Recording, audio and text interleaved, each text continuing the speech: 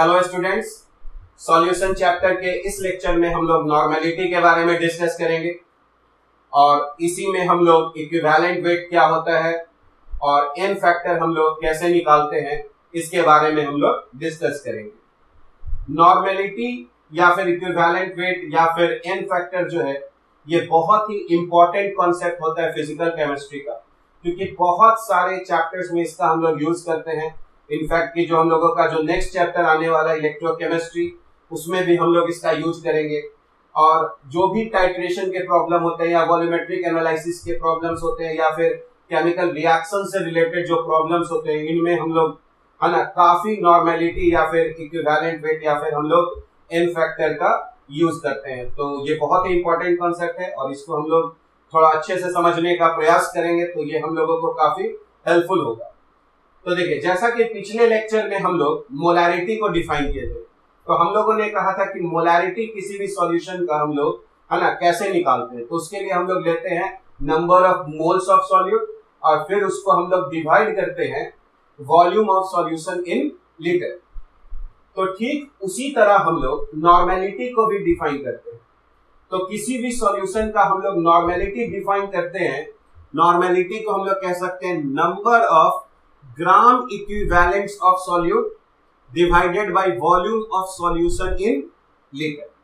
अब ये ग्राम equivalents of solute क्या होता है ये अभी हम लोगों को नहीं पता है, ठीक है। तो अभी हम लोग इसके बारे में डिस्कस करेंगे, लेकिन अभी पहले हम लोग समझते हैं कि जो नॉर्मेलिटी को डिफाइन किया गया है वो number of gram equivalents of solute divided by volume of solution in litre. और पिछले लेक्चर में हम लोगों ने डिस्कस किया था कि अगर हम लोग किसी को भी 1000 से अगर मल्टीप्लाई करते हैं तो वो मिली में कन्वर्ट हो जाता है। जैसे अगर हम लोग 1 मीटर को 1000 से मल्टीप्लाई करेंगे तो वो मिलीमीटर में बदल जाएगा, यानी 1 metre is equal to 1000 millimetre या 1 litre is equal to 1000 millilitre. तो उसी तरह अगर हम लोग यहाँ पर न्यूमरेटर को भी 1000 से और डेनोमिनेटर को भी अगर हम लोग 1000 से मल्टीप्लाई करेंगे तो डेफिनेशन पे तो कोई हम लोगों का है ना फर्क नहीं पड़ेगा। लेकिन ये जो ग्राम इक्विवेलेंट्स है, जैसे ही हम लोग उसको 1000 से मल्टीप्लाई करेंगे वो हमारा चेंज हो जाएगा मिली ग्राम इक्विवेलेंट्स में। और उसी तरह जो हमारा वॉल्यूम ऑफ सॉल्यूशन लीटर में है, अगर हम उसको 1000 से मल्टीप्लाई किए तो ये हमारा वॉल्यूम ऑफ सॉल्यूशन मिलेगा, पर किस में मिलेगा? मिली लीटर में होगा। और इसीलिए हम लोग यहाँ पर है ना नॉर्मेलिटी को एक और हम लोग है ना फॉर्मूले से हम लोग यहाँ पर डिफाइन कर सकते हैं कि नॉर्मेलिटी को हम लोग कह सकते हैं number of milligram equivalents of solute है ना divided by volume of solution in ml। यानी नंबर ऑफ मिलीग्राम इक्विवेलेंट्स कैसे निकलेगा? तो नंबर ऑफ ग्राम इक्विवेलेंट्स को अगर हम लोग 1000 से मल्टीप्लाई कर देंगे तो हम लोगों का नंबर ऑफ मिलीग्राम इक्विवेलेंट्स निकल जाएगा। जैसा कि पिछले लेक्चर में मैंने बताया था कि अगर हम लोग नंबर ऑफ मोल्स को 1000 से मल्टीप्लाई कर दें तो हम लोगों को नंबर ऑफ मिलीमोल्स निकल जाएगा, ठीक है। तो अभी तक हम लोगों ने देखा कि हम लोग नॉर्मेलिटी को डिफाइन करते हैं number of gram equivalents of solute divided by volume of solution in litre, और या फिर हम लोग कह सकते हैं number of milligram equivalents of solute divided by volume of solution, लेकिन किस यूनिट में? ml में। तो अब सवाल उठता है कि ये ग्राम इक्विवेलेंट्स होता क्या है और किसी भी सब्सटेंस का हम लोग ग्राम इक्विवेलेंट्स कैसे निकाल सकते हैं। तो फिर हम लोगों ने ग्राम इक्विवेलेंट्स को अब हम लोगों को डिफाइन करना पड़ेगा। तो हम लोग किसी भी सब्सटेंस का नंबर ऑफ ग्राम इक्विवेलेंट्स कैसे निकालते हैं, तो उसका एक डिफिनीशन है। तो नंबर ऑफ ग्राम इक्विवेलेंट्स हम लोग किसी भी सब्सटेंस का कैसे निकालेंगे? तो सबसे पहले हम लोग उस सब्सटेंस का मास ले लेंगे जिसको हम लोग को यूनिट ग्राम में लेना है, और उसको डिवाइड कर देंगे हम लोगों को इक्विवेलेंट वेट से। इक्विवेलेंट वेट इन ग्राम, उसी को हम लोग ग्राम इक्विवेलेंट वेट भी बोलेंगे। यानी हम लोगों का नंबर ऑफ ग्राम इक्विवेलेंट्स कैसे निकलेगा? हम लोग मास या वेट ले लेंगे और उसको डिवाइड करेंगे इक्विवेलेंट मास या फिर इक्विवेलेंट वेट से। तो अब यहाँ पर एक और हम लोगों का नया टर्म आ गया, क्या? इक्विवेलेंट मास या फिर इक्विवेलेंट वेट होता क्या है? तो फिर अब हम लोगों को इक्विवेलेंट वेट को डिफाइन करना पड़ेगा। तो हम लोग इक्विवेलेंट वेट को कैसे डिफाइन करते हैं? तो हम लोग इक्विवेलेंट वेट को डिफाइन करते हैं मॉलिक्यूलर वेट उस सब्सटेंस का, या फिर फॉर्मूला वेट अगर आयनिक कंपाउंड होगा या फिर एलिमेंट होगा या फिर आयन होगा तो हम लोग ले सकते हैं एलिमेंट के लिए एटॉमिक वेट, कंपाउंड के लिए मॉलिक्यूलर वेट, और अगर हम लोग के पास सॉल्ट्स होगा तो उसके लिए हम लोग फॉर्मूला वेट ले सकते हैं। तो इक्विवेलेंट वेट किसी भी सब्सटेंस का हम लोग सोच सकते हैं एटॉमिक वेट या मॉलिक्यूलर वेट या फॉर्मूला वेट, और डिवाइडेड बाय यहाँ पर होता है हम लोगों का n, जहां पर n को हम लोग कहते हैं n फैक्टर। ठीक है, इसका मतलब ये हुआ कि हम लोगों को नॉर्मेलिटी को सीखने के लिए पहले नंबर ऑफ ग्राम इक्विवेलेंट्स को सीखना होगा कि नंबर ऑफ ग्राम इक्विवेलेंट्स कैसे निकलता है। फिर नंबर ऑफ ग्राम इक्विवेलेंट्स को सीखने के लिए हम लोगों को इक्विवेलेंट वेट निकालना पहले हम लोग को आना चाहिए, और इक्विवेलेंट वेट हम लोग तब निकाल पाएंगे जब हम लोगों को उस सब्सटेंस का n फैक्टर पता होगा।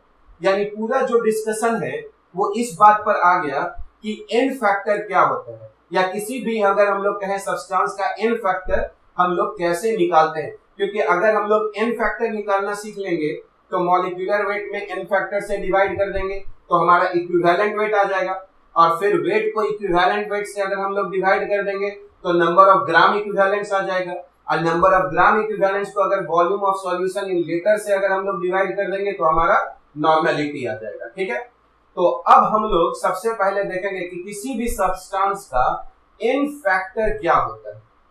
तो सबसे पहले तो हम लोग को ये समझना है कि जो n फैक्टर होता है ये हम लोग सॉल्यूशन के लिए एक पढ़ेंगे और एक पढ़ेंगे हम लोग केमिकल रिएक्शंस के लिए।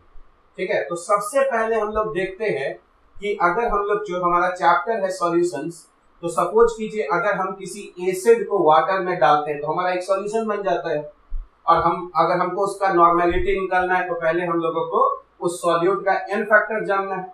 तो सॉल्यूट नॉर्मली कौन कौन से होते हैं, तो सॉल्यूट नॉर्मली हमारे एसिड होते हैं या फिर बेस होते हैं या फिर सॉल्ट हो सकते हैं या फिर ऑक्सीडाइजिंग एजेंट हो सकते हैं या फिर रिड्यूसिंग एजेंट्स हो सकते हैं। तो हम लोग है ना, ये अलग अलग जो हम लोगों को सब्सटेंस मिल रहे हैं acid, base, salt, oxidizing agent, reducing agent, इन सब के लिए हम लोग n फैक्टर निकालना सीखेंगे। तो सबसे पहले अगर हम लोग देखें n फैक्टर की फॉर एसिड, तो ये अभी हम लोग जो n फैक्टर निकालना सीख रहे हैं है ना, वो सॉल्यूशन पॉइंट ऑफ व्यू से हम लोग सीख रहे हैं। जैसे अगर हम कहें एसिड का n फैक्टर क्या होता है, तो एसिड का n फैक्टर जो होता है वो number of H plus ions होते हैं। यानी अगर हम लोग उस एसिड को वाटर में डालें तो हम लोगों को जितने H प्लस आयंस मिलेंगे तो हम लोग कहेंगे कि उस एसिड का वो हमारा n फैक्टर है। यानी जो number of H plus ions मिलेंगे वही हमारा एसिड का n फैक्टर कहलाता है। जैसे कि अगर हमारे पास HCl है, तो अगर हम HCl में हम लोग जानते हैं कि ये हाइड्रोजन एसिडिक होता है क्योंकि ये मोर इलेक्ट्रोनेगेटिव एटम से जुड़ा हुआ है। तो जैसे ही हम HCl को वाटर में डालते हैं तो क्या होता है, HCl टूट जाता है, H प्लस अलग हो जाता है और Cl माइनस अलग हो जाता है। तो अगर हम लोग कहें कि HCl कितने H प्लस को देगा, तो एक H प्लस को देगा। इसी को हम लोग बेसिसिटी ऑफ द एसिड भी बोलते हैं। तो अगर हम लोग देखें HCl, तो HCl का n फैक्टर हमारा क्या हो जाएगा 1, क्योंकि ये एक H प्लस देगा। अगर हम लोग H2SO4 को अगर हम लोग वाटर में डालते हैं तो हम लोग जानते हैं कि H2SO4 में ये जो दोनों हाइड्रोजन है वो एसिडिक होता है, क्योंकि ये दोनों हाइड्रोजन जो है वो ऑक्सीजन से जुड़ा रहता है। तो अगर हम लोग H2SO4 का स्ट्रक्चर सीखे तो हम लोग यहाँ पर देखेंगे कि H2SO4 जो है ना, H2SO4 जो है वो हम लोगों का ये हाइड्रोजन भी ऑक्सीजन से जुड़ा हुआ है और ये हाइड्रोजन भी ऑक्सीजन से जुड़ा हुआ है। इसका मतलब है कि H2SO4 को जब हम लोग वाटर में डालेंगे तो हम लोगों को कितने H प्लस आयंस मिलेंगे 2, और इसीलिए हम लोगों का H2SO4 का n फैक्टर हम लोगों का क्या है 2। पर ये n फैक्टर हम लोग कब निकाल रहे हैं H2SO4 का, जब हम लोग H2SO4 को वाटर में डाल रहे हैं, यानी हम एक सॉल्यूशन बना रहे हैं, तब हम लोग कह रहे हैं कि H2SO4 का n फैक्टर 2 है। पर क्या होगा अगर H2SO4 किसी केमिकल रिएक्शंस में अगर हम लोगों का भाग ले रहा है। जैसे अगर हम कहें कि हम लोगों के पास NaOH है और अगर हम लोग उसको H2SO4 से रिएक्ट करा रहे हैं, और देखिए अगर ये बनाता है यहाँ पर NaHSO4 प्लस H2O सपोज। तो देखिए यहाँ NaOH प्लस H2SO4 रिएक्ट करके NaHSO4 प्लस H2O बना रहा है। ये H2SO4 अभी कितना H प्लस आयन दिया, अगर आप ध्यान से देखेंगे तो ये H2SO4 अभी सिर्फ एक ही H प्लस आयन दिया है, क्योंकि अभी एक H यहाँ पर ऑलरेडी मौजूद है। इसका मतलब है कि अगर अभी कोई इस H2SO4 से पूछा जाए कि तुम्हारा N फैक्टर कितना है, तो ये H2SO4 बोलेगा कि अभी हम इस रिएक्शन में एक ही H प्लस दिए हैं और इसीलिए अभी मेरा N फैक्टर क्या है, 1 है। ये काफी इंपॉर्टेंट पॉइंट है। जैसे सपोज कीजिए कोई आपसे पूछता है कि H2SO4 का N फैक्टर कितना होता है, तो हम लोग नॉर्मली तो 2 बोल देते हैं क्योंकि हमको लगता है कि H2SO4 में 2 H प्लस है। पर जब भी कोई आपसे पूछे कि H2SO4 का N फैक्टर कितना होगा या किसी भी सब्सटेंस का N फैक्टर कितना होगा, तो आप बोलिए कि N फैक्टर जो है किसी भी सब्सटेंस का, वो इस बात पर निर्भर करता है कि वो सब्सटेंस जो है वो किस टाइप का रिएक्शन जो है वो परफॉर्म कर रहा है। मान लीजिए मैं एक एसिड हूं और मेरे पास 3 H प्लस के आयन्स है, ठीक है, और अगर मैं किसी रिएक्शन में भाग ले रहा हूं और मैं सिर्फ अपना एक ही H प्लस डोनेट कर रहा हूं, है तो मेरे पास 3 H प्लस, लेकिन मैं दे रहा हूं 1 H प्लस, तो कहूंगा कि मेरा N फैक्टर 1 है क्योंकि मैं एक ही H प्लस दे रहा हूं। अगर किसी रिएक्शन में मैं 2 H प्लस दे रहा हूं तो मैं कहूंगा कि मेरा N फैक्टर 2 है, जबकि मेरे पास 3 H प्लस के आयन्स है, पर मैं कितना दे रहा हूं, N फैक्टर जो है वो उस बात पर निर्भर करेगा। आपके पास कितना H प्लस का आयन है उससे निर्भर, उस बात पर डिपेंड नहीं करेगा आप कितना H प्लस आयन दे रहे हैं। इसीलिए हम लोग कहते हैं कि जब हम लोग, है ना, केमिकल रिएक्शंस के बारे में बात करते हैं तो किसी एसिड का N फैक्टर जो है वो चेंज हो सकता है, ठीक है। यानी N फैक्टर जो है वो कोई फिक्स जो है वो क्वांटिटी नहीं है कि या कोई फिक्स नंबर नहीं है कि जो हम लोग कहें कि ये बदलेगा नहीं, वो केमिकल रिएक्शन पे डिपेंड करेगा। लेकिन चूंकि हम लोग सॉल्यूशन चैप्टर पढ़ रहे हैं और हम लोग देख रहे हैं कि हम किसी एसिड को वाटर में डाल रहे हैं, तो अगर हम H2SO4 को वाटर में डालेंगे तो ये तुरंत अपना 2 H प्लस दे देगा, तो कहेंगे कि हम लोग इसका N फैक्टर 2 है। तो अगर हम लोग सॉल्यूशन के बारे में बात करेंगे तो उस एसिड में जितने भी H प्लस आयन्स है वो सब हम लोग वहां से हटा देंगे और कहेंगे कि वो सब हमारा N फैक्टर को कंट्रीब्यूट कर रहा है, ठीक है। तो मान लिया जाए अगर किसी एसिड में 3 H प्लस है तो हम लोग कहेंगे कि उस एसिड का N फैक्टर 3 है। कब? जब हम उस एसिड को वाटर में डाल रहे हैं, एक सॉल्यूशन बना रहे हैं। पर अगर वो एसिड किसी रिएक्शन में अगर पार्टिसिपेट कर रहा है तो हो सकता है वो एक H प्लस दे रहा हो या 2 H प्लस दे रहा हो या फिर तीनों H प्लस दे रहा हो। यानी जो N फैक्टर है, अगर हम लोग केमिकल रिएक्शन में जाएंगे तो किसी सब्सटेंस का N फैक्टर अलग अलग आ सकता है। वो इस बात पर निर्भर करेगा कि वो किस टाइप का रिएक्शन दे रहा है। लेकिन चैप्टर सॉल्यूशन में अगर कोई बोलेगा कि फॉर एसिड, है ना, यानी हम लोग मान रहे हैं कि हम लोग सिर्फ एसिड को लिए और कहाँ डाल दिए, वाटर में डाल दिए, ठीक है। तो अब हम लोग देख रहे हैं कि कितना हमको H प्लस आयन मिलेगा। उस केस में फॉर एसिड हम लोग कहेंगे N इज इक्वल टू क्या होगा, number of H plus ions, ठीक है। उसी तरह बेस के लिए क्या कहेंगे, है ना, तो N हो जाएगा number of OH minus ions. यानी जब हम उस बेस को वाटर में डालेंगे तो हम लोगों को कितने OH माइनस के आयन्स मिल रहे हैं, है ना। तो एक बेस कितना OH माइनस आयन दे रहा है उसको हम लोग, है ना, N फैक्टर कहेंगे बेस का। उसी को हम लोग एसिडिटी ऑफ द बेस भी बोलते हैं, ठीक है। तो एसिड के लिए हो गया N बराबर number of H plus ions और बेस के लिए हो गया, है ना, N बराबर number of OH minus ions.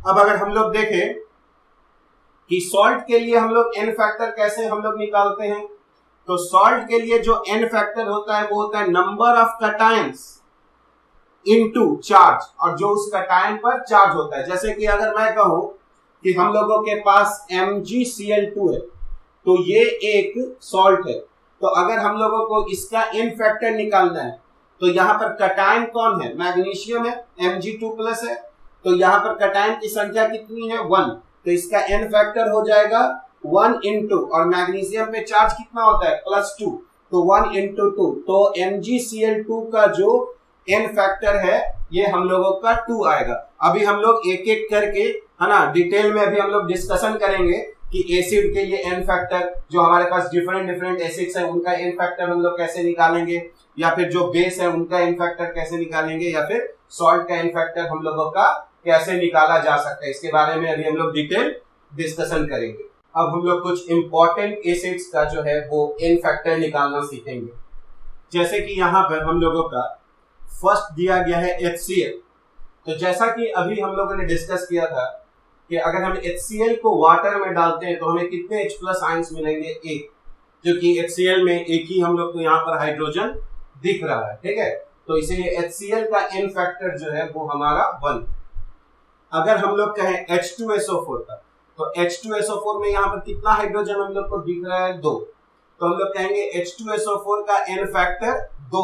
पर ये 2 हम लोग कब मान रहे हैं, जब हम H2SO4 को वाटर में डाल रहे हैं और एक सॉल्यूशन बना रहे हैं, तो हम लोगों को 2H+ आयंस मिलेंगे। पर अगर हम लोग H2SO4 का अगर रिएक्शन करा रहे हैं किसी के साथ, तो हो सकता है हमारा n फैक्टर तब 1 भी आ सकता है और 2 भी आ सकता है। ये बहुत ही इंपॉर्टेंट पॉइंट है। तो अगर कोई पूछे कि H2SO4 का n फैक्टर क्या है, तो हम लोग कहेंगे कि अगर हम लोग H2SO4 का सॉल्यूशन बना रहे हैं वाटर में, तब तो उसका n फैक्टर 2 होगा। लेकिन अगर हम लोग H2SO4 का कोई केमिकल रिएक्शन करा रहे हैं, तो हो सकता है वो केमिकल रिएक्शन में H2SO4 अपना एक ही H+ आयन दे रहा हो, तब तो हम लोग उसका n फैक्टर 1 कहेंगे। और अगर वो दोनों H+ अपना आयन दे रहा होगा तो उसका n फैक्टर 2 हो जाएगा। तो अगर हम लोग H2SO4 का स्ट्रक्चर देखें, तो H2SO4 को हम लोग सल्फ्यूरिक एसिड बोलते हैं। और हम लोग अगर देखेंगे तो यहाँ पर हम लोगों का जो है वो है ना दोनों हाइड्रोजन ऑक्सीजन से जुड़ा हुआ है।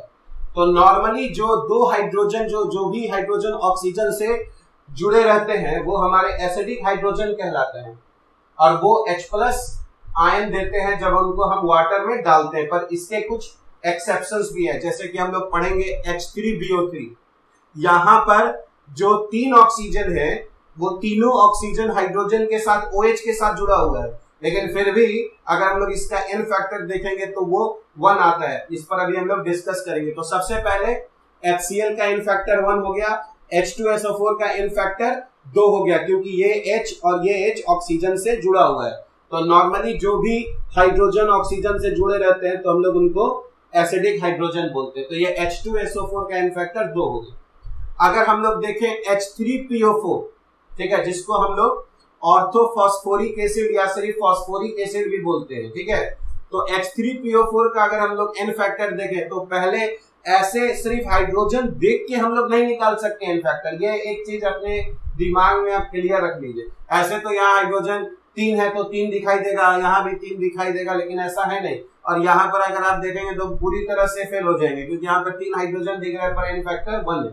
तो जैसा कि मैंने बताया था, n फैक्टर हम लोगों का रिएक्शंस पे भी हम लोगों का बेस्ड होता है, और उसके लिए पहले हम लोगों को स्ट्रक्चर जानना होगा।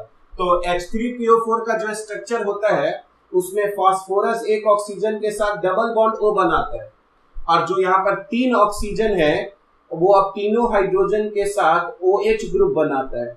और यही कारण है कि यहाँ पर अगर हम लोग देख रहे हैं तो कितने हाइड्रोजन ऑक्सीजन से जुड़े हुए हैं, 3, और इसीलिए हम लोगों का इसका n फैक्टर जो है वो 3 आ रहा है H3PO4 का। अगर हम लोग H3PO3 को देखें, जिसको हम लोग बोलते हैं ऑर्थोफॉस्फोरस एसिड या फिर फॉस्फोरस एसिड भी, तो अगर यहाँ पर हम लोग देखें तो यहाँ पर पहले हम लोगों को एक P डबल बॉन्ड O बना लेना होगा, ठीक है।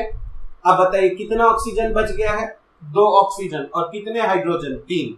तो जो 2 ऑक्सीजन बचा वो 2 OH ग्रुप बना लिया, और जो 1 हाइड्रोजन बना वो फास्फोरस के साथ जुड़ा। तो अब आप देखिए यहाँ पर H3PO3 में कितने ऐसे हाइड्रोजन है जो ऑक्सीजन से जुड़े हुए हैं, तो यहाँ पर है 2, और इसीलिए यहाँ पर n फैक्टर जो है वो हम लोगों का 2 आ जाएगा।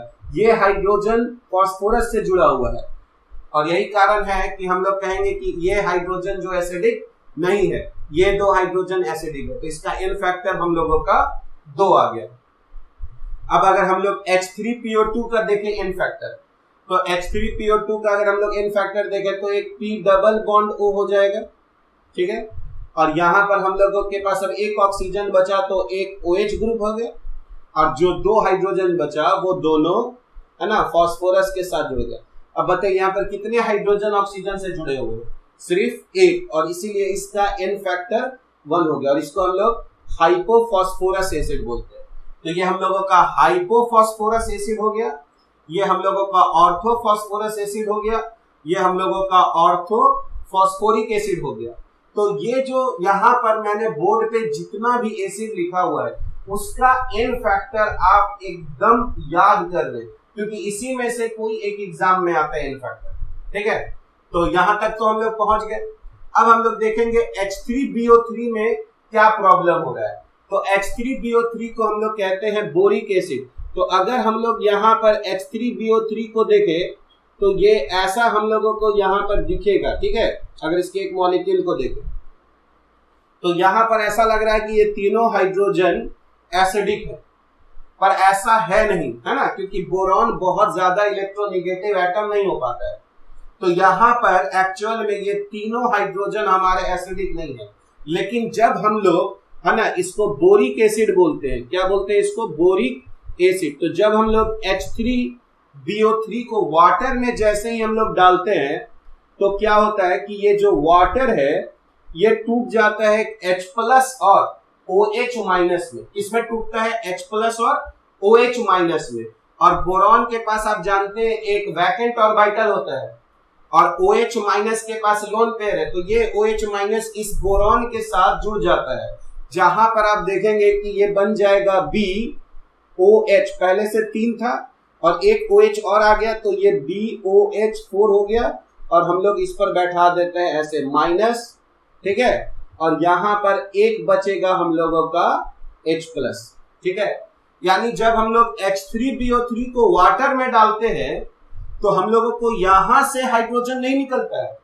वाटर क्या करता है, पहले टूट जाता है OH माइनस और H प्लस में, और OH माइनस फिर बोरॉन के साथ जुड़ जाता है और ये H प्लस बच जाता है। तो हम लोगों को यहाँ कितने H प्लस मिल रहे हैं, जब हम H3PO3 को वाटर में डाल रहे हैं तो एक H प्लस मिल रहा है, ठीक है। और इसीलिए हम लोगों का इसका जो बोरिक एसिड का एन फैक्टर जो है वो 1 है। और ऐसे हम लोग एसिड को लुईस एसिड बोलते हैं, जो हम लोगों ने 11th में पढ़ा भी था, ठीक है। लुईस एसिड में क्या होता है कि कोई लोन पेयर लेता है, ठीक है। तो H3BO3 जो है वो लुईस एसिड है, ठीक है, क्योंकि वो अपने अंदर से H प्लस नहीं दे रहा है, वो वाटर से OH माइनस ले रहा है और फिर H प्लस दे रहा है। तो अगर हम लोग देखें कि इन सब का एन फैक्टर, तो जैसे ही कोई बोलेगा HCl तो एन फैक्टर 1, कब, जब हम HCl को वाटर में डाल रहे हैं, और HCl में ऐसे भी एक ही H प्लस है। H2SO4 का एन फैक्टर 2, जब हम उसका सॉल्यूशन बना रहे हैं। जब हम लोग रिएक्शन करेंगे तो 1 भी हो सकता है, 2 भी हो सकता है। H3PO3 का उसी तरह एन फैक्टर जो है वो हमारा 3 है, कब, जब हम उसको सॉल्यूशन बना रहे हैं। लेकिन हो सकता है किसी रिएक्शन में H3PO4 है ना एक H प्लस दे रहा हो या 2 H प्लस दे रहा हो तो उसका एन फैक्टर चेंज हो जाएगा। इसलिए एन फैक्टर जब हम लोग कोई रिएक्शन करेंगे तो वो उस पर डिपेंड करेगा, ठीक है। उसी तरह H3PO3 का एन फैक्टर 2 होगा, यहाँ H3PO2 का एन फैक्टर 1 होगा, और H3BO3 का यहाँ पर एन फैक्टर 1 होगा, है ना। यानी एन फैक्टर जानने के लिए हम लोगों को पहले एसिड के स्ट्रक्चर के बारे में जानना होता है। लेकिन चूंकि हम लोगों को मेनली इतना ही एसिड अगर हम लोगों को पढ़ना होता है, तो अगर इसको हम लोग एक बार समझ लें, है ना, तो इसको काफी आसानी से हम लोग याद रख सकते हैं। तो ये हम लोगों का एसिड के लिए, है ना, एन फैक्टर हो गया। अब हम लोग देखेंगे कुछ बेस का एन फैक्टर। तो अगर हम लोग एन फैक्टर अगर हम लोग देखें, an factor of some basis, तो हम लोग जानते हैं बेस के लिए एन फैक्टर क्या होता है। तो बेस के लिए एन फैक्टर होता है number of OH minus ion, यानी उस बेस को जब हम वाटर में डालेंगे तो जितने OH माइनस आयन हमको मिलेंगे वो उसका हम लोगों का एन फैक्टर हो जाएगा। उसी को हम लोग एसिडिटी ऑफ द बेस भी बोलते हैं। जैसे अगर हम लोगों को NaOH का अगर हम लोगों से एन फैक्टर पूछा जाए तो NaOH का एन फैक्टर हम लोगों का 1 होगा, क्योंकि इसमें एक, है ना, OH माइनस आयन, ठीक है। अब अगर हम लोग यहाँ पर बोले उसी तरह KOH का अगर n फैक्टर बोले तो ये भी हमारा 1 होगा, ठीक है। अगर हम लोग है ना बेरियम हाइड्रोक्साइड का अगर n फैक्टर पूछे, बेरियम हाइड्रोक्साइड, तो जानते हैं बेरियम जो है वो एक अल्कलाइन अर्थ मेटल है ना। तो अगर हम लोग इसके फैमिली में देखते हैं तो पहले हम लोगों को बेरिलियम मिलता है अल्कलाइन अर्थ मेटल में, फिर मैग्नीशियम, फिर कैल्शियम, फिर स्ट्रोंशियम और उसके बाद बेरियम। रेडियम भी होता है पर रेडियो एक्टिव है तो हम लोग उसको हटा देते हैं। तो अगर हम लोग इनको देखें है ना, तो अगर बेरियम, तो इन सबकी वैलेंसी 2 होती है, इसीलिए इनके पास 2 OH माइनस रहेंगे। तो अगर बेरियम हाइड्रोक्साइड अगर होगा तो इसका n फैक्टर हमारा 2 हो जाएगा, ठीक है। उसी तरह अगर हम लोगों के पास स्ट्रोंशियम अगर हाइड्रोक्साइड रहा तो इसका भी n फैक्टर हम लोगों के पास 2 हो जाएगा, ठीक है। अगर हम लोग कहें कि अगर हम लोगों के पास NH4OH रहा तो इसका n फैक्टर हम लोगों को 1 मिले, ठीक है, क्योंकि इसके पास एक OH माइनस के आयन है। अब हम लोग सॉल्ट्स का n फैक्टर निकालना सीखेंगे। तो जैसा कि अगर हम लोग यहाँ पर एक एग्जांपल ले NaCl, तो हम लोगों ने अभी डिस्कस किया था कि सॉल्ट का जो n फैक्टर होता है वो number of cations into charge होता है। तो चूंकि यहाँ पर कैटायन की संख्या 1 है तो अगर हम लोग इसका n फैक्टर निकाले NaCl का तो कैटायन का संख्या 1 है और उसका चार्ज भी 1 होता है, तो इसलिए इसका n फैक्टर 1 हो गया NaCl। अगर हम लोग MgCl2 के बारे में देखें, ठीक है, तो यहाँ पर कैटायन की संख्या 1 है, मैग्नीशियम आयन की संख्या 1 है और उसका चार्ज +2 होता है, तो इसका n फैक्टर 1 into 2 कितना हो गया हम लोगों के पास 2 हो, ठीक है। अगर हम लोग एल्यूमिनियम सल्फेट के लिए अगर हम लोग देखें कि इसका n फैक्टर हम लोग कैसे निकाल सकते हैं, तो यहाँ पर कैटायन की संख्या हम लोगों के पास 2 है, तो यहाँ पर 2 हो गया और एल्यूमिनियम पे जो चार्ज होता है वो +3 होता है, तो यहाँ पर n फैक्टर जो है वो हम लोगों का 2 into 3 कितना आ गया हम लोगों का 6, ठीक है। तो इस तरह से हम लोग है ना सॉल्ट्स के लिए n फैक्टर निकाल सकते हैं, नंबर ऑफ कैटायंस इनटू उसका चार्ज जो है उसको हम लोग मल्टीप्लाई कर देंगे। अब हम लोग देखेंगे कि आयंस के लिए n फैक्टर कैसे निकाला जाता है। तो अगर हम लोग देखें n फैक्टर है ना ऑफ आयंस, तो आयंस के लिए जो n फैक्टर होता है वो उसके मैग्नीट्यूड ऑफ चार्ज के बराबर होता है। तो अगर हम लोग देखें फॉर आयंस अगर हम लोग देखें तो जो n फैक्टर होता है वो हमारा इक्वल होता है मैग्नीट्यूड ऑफ चार्ज। जैसे अगर हम लोग यहाँ पर देखें एग्जाम्पल में, तो Na+ के लिए अगर हम लोग देखें तो Na+ के लिए n फैक्टर हमारा 1 हो जाएगा, ठीक है। तो अगर हमको Na+ का अगर इक्विवेलेंट वेट निकालना होगा तो हम लोग जानते हैं Na+ का जो फॉर्मूला वेट होता है वो एटॉमिक वेट के बराबर ही होता है, 23 होता है, तो 23 को 1 से हम लोग डिवाइड कर देंगे तो उसका इक्विवेलेंट वेट आ जाएगा। तो जैसे ही n फैक्टर हमको पता हो जाएगा तो हम लोग एटॉमिक वेट या मॉलिक्यूलर वेट या फिर फॉर्मूला वेट में n फैक्टर से डिवाइड कर देंगे तो हमको इक्विवेलेंट वेट आ जाएगा। तो Na+ का n फैक्टर 1 हो गया। और उसी तरह अगर हम लोग यहाँ पर देखें Mg2+ के लिए, तो Mg2+ के लिए n फैक्टर हमारा 2 हो गया। अगर हम लोग कहें Al3+ के लिए n फैक्टर, तो Al3+ के लिए n फैक्टर हमारा 3 हो गया। और अगर हम लोग यहाँ पर SO4 देखें तो इसका जो n फैक्टर है वो मैग्नीट्यूड ऑफ चार्ज कितना है हमारा 2, तो यहाँ पर n फैक्टर 2 के बराबर होगा, ठीक है। तो अब हम लोग यहाँ पर एक पॉइंट सीखते हैं कि अगर कोई हमसे बोलता है कि क्वेश्चन है कि find equivalent weight of Al2SO4 अगर हम लोग को एल्यूमिनियम सल्फेट का अगर इक्विवेलेंट वेट निकालना होगा तो पहले हम लोग को देखना होगा कि एल्यूमिनियम सल्फेट एसिड है कि बेस है कि सॉल्ट है। तो जैसा कि हम लोग जानते हैं ये सॉल्ट है जहां पर कैटायन की संख्या 2 है और उस पर चार्ज 3 यूनिट का होता है, इसीलिए इसका n फैक्टर हमारा 6 आ गया, जो कि हम लोग यहाँ पर देख भी रहे हैं। तो अगर हम लोग इसका इक्विवेलेंट वेट निकालें एल्यूमिनियम सल्फेट का, तो अगर हम लोग इक्विवेलेंट वेट निकालें, ठीक है, तो क्या हो जाएगा, तो सबसे पहले हम लोगों को इसका फॉर्मूला वेट लेना होगा। तो एल्यूमिनियम 27 होता है और 27 इंटू 2 करेंगे तो ये हमारा 54 हो जाएगा, और सल्फेट का अगर हम लोग जोड़ेंगे तो ये 96 आएगा। 96 इंटू अगर हम लोग 3 कर दें, 96 इंटू 3 कर दें तो ये हम लोगों का 288 आ जाएगा, और इसको अगर हम लोग ऐड कर दें तो ये हम लोगों का 342 आ जाएगा। तो फॉर्मूला वेट हमारा इसका 342 हो गया और एन फैक्टर हमारा 6 हो गया। तो जब हम लोग इसको सॉल्व करेंगे तो ये हमारा 50 है ना 7 आ जाएगा, यानी है ना एल्यूमिनियम सल्फेट का जो है हमारा इक्विवेलेंट वेट वो 57 आता है। अब देखिए अगर हम लोग Al3+ का अगर इक्विवेलेंट वेट देखें तो कितना आएगा, इक्विवेलेंट वेट ऑफ अगर Al3+ का देखें तो याद कीजिए एल्यूमिनियम का 27 होता है फॉर्मूला वेट, जो एटॉमिक वेट होता है वही हम लोग आयन का भी वेट ले लेते हैं, क्योंकि इलेक्ट्रॉन के देने या लेने से उसके वेट पे कोई प्रभाव नहीं पड़ता है। तो अगर Al3+ का अगर हम लोग फॉर्मूला वेट देखें तो 27 और इसका चार्ज क्या है 3, ठीक है, तो ये हम लोगों का n फैक्टर हो गया। तो इक्विवेलेंट वेट Al3+ का कितना आ जाएगा 9। अगर उसी तरह अगर हम लोग देखें इक्विवेलेंट वेट है ना सल्फेट का कितना आ जाएगा SO4 2- का अगर हम लोग देखें तो SO4 का जो फॉर्मूला वेट है वो 96 है और डिवाइडेड बाई 2 अगर करेंगे तो ये आ जाएगा 48। इसका मतलब ये हुआ कि Al3+ का इक्विवेलेंट वेट 9 है और SO4 2- का इक्विवेलेंट वेट 48 है।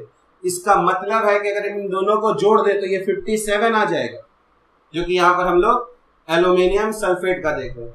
इसका मतलब है कि हम लोग लिख सकते हैं कि जो इक्विवेलेंट वेट अगर हम लोगों का सॉल्ट का निकालना है तो ये बराबर होगा इक्विवेलेंट वेट किसका, हम लोग कैटायन का अलग से निकाल लें और फिर एनायन का अलग से निकाल लें और उसको ऐड कर दें, तो वही हमारा सॉल्ट का भी क्या हो जाएगा इक्विवेलेंट वेट हो जाएगा। ठीक है, तो इक्विवेलेंट वेट जो है वो हम लोगों का सॉल्ट का जो है वो equivalent weight cation plus equivalent weight anion के है ना सम के बराबर हो जाएगा। ठीक है, जैसा कि हम लोग जानते हैं मेटल ऑक्साइड का मतलब होता है कि वहां पे ऑक्सीजन के पास 2 यूनिट का निगेटिव चार्ज है। तो अगर कोई हमसे पूछता है कि इफ है ना इफ इक्विवेलेंट वेट, अगर हम लोग इक्विवेलेंट वेट ऑफ मेटल का अगर हम लोग E मान ले, ठीक है, तो इक्विवेलेंट वेट मेटल ऑक्साइड का कितना हो जाएगा, मेटल ऑक्साइड, तो मेटल ऑक्साइड का इक्विवेलेंट वेट हमेशा E+8 हो जाएगा, क्योंकि ऑक्साइड का हो जाएगा 16 है ना फॉर्मूला वेट और उस पे चार्ज होता है 2 यूनिट का, तो उसका n फैक्टर 2 हो गया, तो 16/2 करेंगे तो 8 आएगा। तो कोई भी मेटल ऑक्साइड होगा उसका अगर हमको इक्विवेलेंट वेट चाहिए तो मेटल ले लेंगे। जैसे मान लीजिए अगर कोई बोलता है हम लोग को कैल्शियम ऑक्साइड का इक्विवेलेंट वेट निकालना है, तो कैल्शियम का हम लोग जानते हैं 40 होता है, उसको 2 से डिवाइड कर लेते हैं क्योंकि उसका वैलेंसी 2 है, तो 20 आएगा। तो ये हमारा इक्विवेलेंट वेट कैल्शियम ऑक्साइड का हो जाएगा 20+8 28। ठीक है, उसी तरह से अगर कोई हमसे पूछता है इक्विवेलेंट वेट है ना मेटल क्लोराइड का, ठीक है, तो हम लोग जानते हैं क्लोराइड होता है Cl-, तो Cl का हो जाएगा हमारा एटॉमिक वेट 35 और उस पर चार्ज है 1, इसीलिए मेटल क्लोराइड का इक्विवेलेंट वेट हो जाएगा E+ हम लोगों का 35.5। इस तरह से हम लोग सॉल्ट का इक्विवेलेंट वेट निकाल सकते हैं अगर हम लोगों का है ना इक्विवेलेंट वेट मेटल का अगर दिया हुआ हो। उसी तरह हम लोग देख सकते हैं कि अगर हम लोग फॉर एलिमेंट के लिए अगर देखिए हम लोग एलिमेंट के लिए, तो एलिमेंट के लिए जो n फैक्टर होता है एलिमेंट के लिए वो n फैक्टर हमारा वैलेंसी के बराबर होता है। ठीक है, तो जैसे अगर हम लोग सोडियम लिखेंगे तो इसका n फैक्टर तो 1 हो जाएगा, फिर अगर मैग्नीशियम लिखेंगे तो इसका n फैक्टर 2 हो जाएगा, अगर हाइड्रोजन एलिमेंट है तो उसका n फैक्टर 1 हो जाएगा। लेकिन फिर देखिए अगर हम लोग के पास अगर आयरन होगा तो गड़बड़ हो जाएगा, क्योंकि हम लोग जानते हैं आयरन का 2 वैलेंसी होता है। तो अब अगर आयरन किसी रिएक्शन में +2 वैलेंसी शो कर रहा है तो उसका n फैक्टर 2 भी होगा, अगर किसी रिएक्शन में 3 वैलेंसी शो कर रहा है तो उसका n फैक्टर 3 भी हो सकता है। इसीलिए मैंने बताया था कि कभी भी अगर हम लोग n फैक्टर निकालना चाहते हैं तो वो रिएक्शन पे डिपेंड करेगा, ठीक है। तो कुछ ऐसे एलिमेंट्स हैं जिनका वैलेंसी फिक्स है, जैसे हाइड्रोजन 1 हो गया, सोडियम 1 हो गया, कैल्शियम 2 हो गया।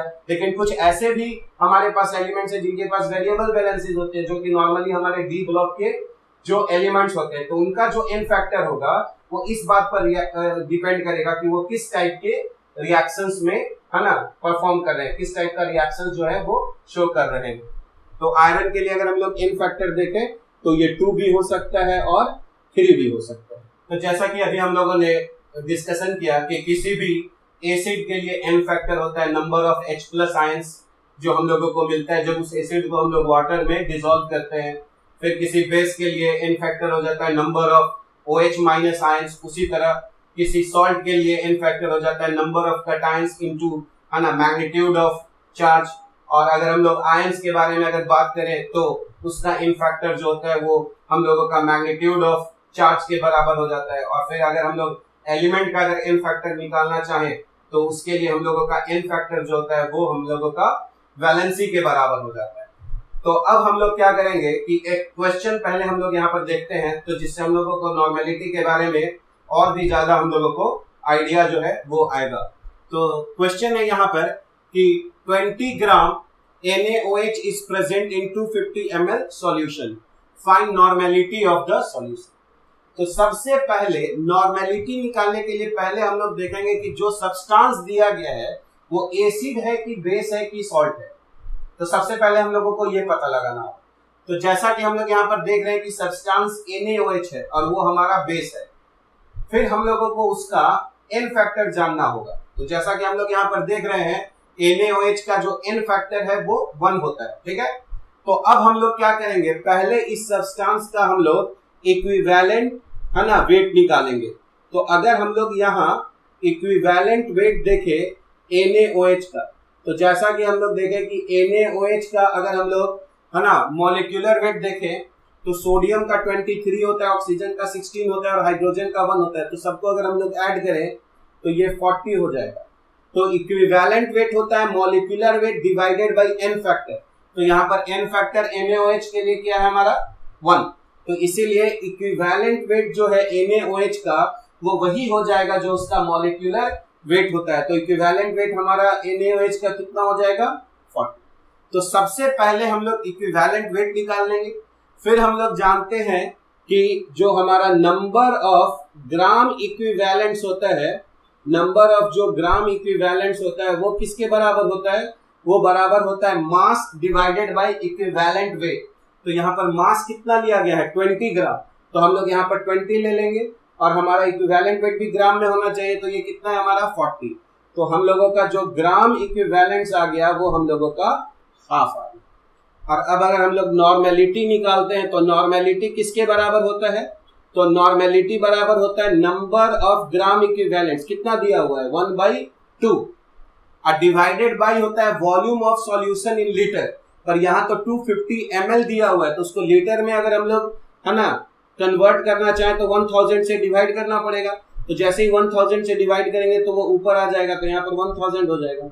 और जब हम लोग इसको सॉल्व करेंगे तो ये हम लोगों का 2 नॉर्मल आ जाएगा, ठीक है। तो इस सॉल्यूशन का हम लोगों का जो नॉर्मेलिटी होगा वो 2 नॉर्मल आ जाएगा। फिर हम लोग देखेंगे कि जिस तरह से हम लोग मोलैरिटी में सीखे थे कि अगर हम किसी सॉल्यूशन को डाइल्यूट करते हैं तो number of moles of solute पे कोई प्रभाव नहीं पड़ता है। तो वहां पर हम लोग एक रिलेशन सीखे थे M1V1 बराबर M2V2। उसी तरह अगर हम किसी सॉल्यूशन को अगर डाइल्यूट करेंगे तो number of gram equivalents of solute पे कोई भी हमारा प्रभाव नहीं पड़ेगा। और यही कारण है कि हम लोग यहाँ पर लिख सकते हैं कि when a solution is diluted, when a solution is diluted, अगर हम लोग किसी सॉल्यूशन को अगर डाइल्यूट करेंगे तो हम लोग लिख सकते हैं N1V1 इज इक्वल टू क्या हो जाएगा हमारा N2V2, क्योंकि N1V1 जो है वो हमारा number of gram equivalents of solute होगा। अगर ये वॉल्यूम लीटर में है, अगर ये वॉल्यूम ml में है तो ये number of milligram equivalent of solute होगा। तो जब हम किसी सॉल्यूशन को डाइल्यूट करते हैं तो हम सिर्फ एक्स्ट्रा सॉल्वेंट ऐड कर रहे हैं, सॉल्यूट तो ऐड कर नहीं रहे हैं, इसीलिए N1V1 हमारा N2V2 हो जाएगा। और फिर हम लोगों ने देखा था कि when two solutions are added, when two solutions are added, अगर हम लोग दो सॉल्यूशन को ऐड कर रहे हैं, बस उनका नेचर क्या होना चाहिए, सेम। मतलब अगर एक एसिडिक सॉल्यूशन है तो दूसरा भी एसिडिक होना चाहिए। अगर हम दूसरा बेसिक ले लेंगे तब तो दोनों के बीच में रिएक्शंस हो जाएंगे। तो एक्चुअल में क्या है कि when two solutions are added, तो जब दो सॉल्यूशन को हम लोग ऐड करेंगे तो जो फाइनल सॉल्यूशन बनेगा उसमें हम लोगों का जो ग्राम इक्विवेलेंस ऑफ सॉल्यूट हो जाएगा वो याद कीजिए N1V1 प्लस N2V2 हो जाएगा। और हम लोग नीचे यहां पर लिख सकते हैं फाइनल वॉल्यूम। फाइनल वॉल्यूम हमारा V1 प्लस V2 हो जाएगा अगर दो सॉल्यूशन को हम लोग ऐड कर रहे हैं, और यही हमारा फाइनल सॉल्यूशन का क्या हो जाएगा, नॉर्मेलिटी हो जाएगा। तो फाइनल वॉल्यूम का मतलब हो गया कि अगर हम लोग दोनों सॉल्यूशन को ऐड किए हैं तो सिर्फ V1 प्लस V2 लिख देंगे, और अगर हम लोग कुछ वाटर भी ऐड कर दिए हैं तो V1 प्लस V2 प्लस वो वॉल्यूम ऑफ वाटर जो हम लोग एक्स्ट्रा ऐड किए हैं। तो जब दो सॉल्यूशंस को ऐड करेंगे तो ये फॉर्मूला यूज करके हम लोग फाइनल सॉल्यूशन का नॉर्मेलिटी निकालेंगे। और अगर हम लोग किसी सॉल्यूशन को सिर्फ डाइल्यूट करेंगे तो हम लोग N1V1 बराबर N2V2 यूज करके हम लोग नॉर्मेलिटी हम लोग निकाल सकते हैं। अब हम लोग relation between normality and molarity देखेंगे। यानी हम लोग देखेंगे कि अगर हमें सॉल्यूशन का मोलैरिटी पता है तो नॉर्मेलिटी कैसे निकाल सकते हैं, और अगर हमें नॉर्मेलिटी पता है तो सॉल्यूशन का मोलैरिटी कैसे निकलेगा। तो सबसे पहले हम लोग जानते हैं कि जो मोलैरिटी होता है वो हम लोग कैसे डिफाइन करते हैं मोलैरिटी को। तो मोलैरिटी हमारा होता है number of moles of solute, number of moles of solute, और डिवाइडेड बाय हम लोग यहां पर लिख सकते हैं volume of solution in litre. ठीक है। और हम लोग जानते हैं नंबर ऑफ मोल्स कैसे निकलता है, मास को हम लोग डिवाइड करते हैं मॉलिक्यूलर वेट से या मोलर मास इन ग्राम से। तो हम लोग नंबर ऑफ मोल्स कैसे निकाल सकते हैं, तो हम लोग यहां पर लिख सकते हैं मास डिवाइडेड बाय मॉलिक्यूलर वेट। ठीक है। तो मॉलिक्यूलर वेट को यहाँ पे ग्राम में लिख देंगे, मास को भी यहाँ पे ग्राम लिख देंगे, और यहाँ पर वॉल्यूम हमारा क्या हो जाएगा, लीटर में। तो ये मास डिवाइडेड बाय एक तरह से मोलर मास हो गया हमारा, तो ये हमारा आ जाएगा नंबर ऑफ मोल्स। अब देखिए, अब हम लोग जानते हैं मॉलिक्यूलर वेट और इक्विवेलेंट वेट में क्या रिलेशन होता है। तो अभी हम लोग ने देखा है कि इक्विवेलेंट वेट जो होता है वो हमारा होता है मॉलिक्यूलर वेट, है ना, और डिवाइडेड बाय n। इसका मतलब है मॉलिक्यूलर वेट को हम लोग लिख सकते हैं equivalent weight into n factor. तो हम लोग यहाँ पर लिख सकते हैं मास जो कि हमारा ग्राम में है, और यहाँ पर हम लोग लिख सकते हैं इक्विवेलेंट वेट जो कि ग्राम में रहेगा, फिर यहाँ पर n फैक्टर रहेगा, ग्राम में इसको हम लोग क्या देते हैं n फैक्टर रहेगा, और फिर यहाँ पर वॉल्यूम ऑफ सॉल्यूशन किस में रहेगा हम लोगों का, लीटर में आ गया। ठीक है। मॉलिक्यूलर वेट को ही लिख सकते हैं equivalent weight into n factor. अब देखिए, अब जैसा कि अभी हम लोगों ने देखा था mass divided by equivalent weight in gram, इसी को हम लोग नंबर ऑफ ग्राम इक्विवेलेंट्स कहेंगे। यानी ये हमारा हो जाएगा number of gram equivalents, number of gram equivalents of solute हो गया। ठीक है। और डिवाइडेड बाय अगर हम लोग देखें तो हम लोग यहाँ पर नीचे में n फैक्टर बचेगा, और यहाँ पर हो जाएगा volume of solution in litre हो जाएगा। ठीक है। अब देखिए, number of gram equivalents of solute divided by volume of solution into litre, यही तो नॉर्मेलिटी होता है। यानी हम लोग यहाँ पर लिख सकते हैं कि ये हो जाएगा नॉर्मेलिटी, है ना, और डिवाइडेड बाय n फैक्टर।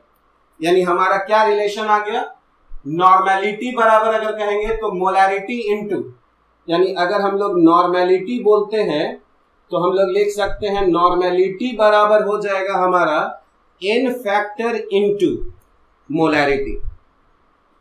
तो ये हम लोगों का रिलेशन आ गया नॉर्मेलिटी और मोलैरिटी में। जैसे कि अगर हम लोग यहां पर एग्जांपल देखें तो मान लिया जाए अगर कोई हमसे बोलता है कि हमारे पास 0.1 मोलर HCl सॉल्यूशन, तो हम लोग जानते हैं HCl का जो n फैक्टर होता है वो 1 होता है।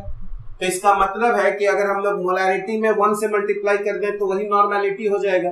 इसका मतलब है 0.1 मोलर HCl का मतलब 0.1 नॉर्मल HCl सॉल्यूशन भी हम लोग समझेंगे, यानी दोनों में कोई डिफरेंस नहीं है। लेकिन अगर हम लोग 0.1 मोलर अगर H2SO4 अगर सॉल्यूशन लिखते हैं तो हम लोग जानते हैं कि H2SO4 के लिए n फैक्टर 2 होता है। तो इसका मतलब है कि अगर हमको अब मोलैरिटी में 2 से मल्टीप्लाई करना पड़ेगा तब जाकर हम लोगों को नॉर्मेलिटी निकलेगा, यानी 0.1 मोलर H2SO4 जो है वो 0.2 नॉर्मल H2SO4 सॉल्यूशन के बराबर हो जाएगा। ठीक है। उसी तरह अगर कोई हम लोगों से कहता है कि 0.1 मोलर बेरियम हाइड्रोक्साइड है, तो जैसा कि हम लोग जानते हैं इसका n फैक्टर 2 है, तो 0.1 मोलर बेरियम हाइड्रोक्साइड का मतलब 0.2 नॉर्मल बेरियम हाइड्रोक्साइड हो जाएगा। तो इस तरह से हम लोग अगर मोलैरिटी दिया हुआ है तो नॉर्मेलिटी निकाल सकते हैं, और अगर नॉर्मेलिटी दिया हुआ है तो मोलैरिटी हम लोग निकाल सकते हैं।